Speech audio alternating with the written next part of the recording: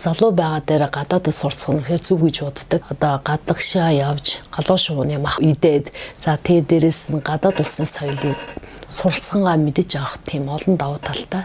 Тэгээ гадаадд байх тусам хүн бол бусад улс орны соёлоос суралцаад буцаад Монголд ирж илүү өөр амьдрах, амьдралынхаа хэм маягийг өөрчлөх, эргээд улс орондоо өөрчлөлт хийх тийм их орон чим сэтгэлгээтэй болох аюух тусалдаг. Хамгийн түрүүнд яг суралцах гэж явж байгаа бол ямар мэрэгчлэр би сурах вэ гэдэг нэг номерт бодох хэрэгтэй.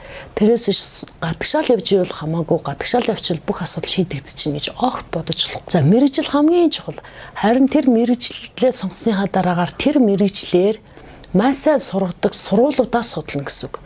Тэгээд сургуулиудаа ингэж гисэн гаргасны дараагаар тэр сургуулиудаас аль нь надад тэтгэлэг өгөх вэ гэж харах хэрэгтэй. За тэр сургуулинд тэтгэлэг өгөх боломжгүй байгаа бол одоо гадуур тэтгэлгөө зарласан байгаа тий олон улсын түвшний зөвхөн монголчуудад зориулсан тий дэлхийн хэмжээний маш олон тэтгэлгөө зарласан байгаа. Тэгэхээр тэтгэлэг авч суралцах юм бол энэ бол үнэхээр гайхамшигтай. Дээрээс нь тэр тэтгэлгийг хөшүүрэгдэж эцэг ихтэй дарамт болохгүйгээр тэтгэлэг авч суралцах юм бол илүү ухаалаг сонголт болно шүү. Тэгэхээр энэ гурав дээр анхаараарай.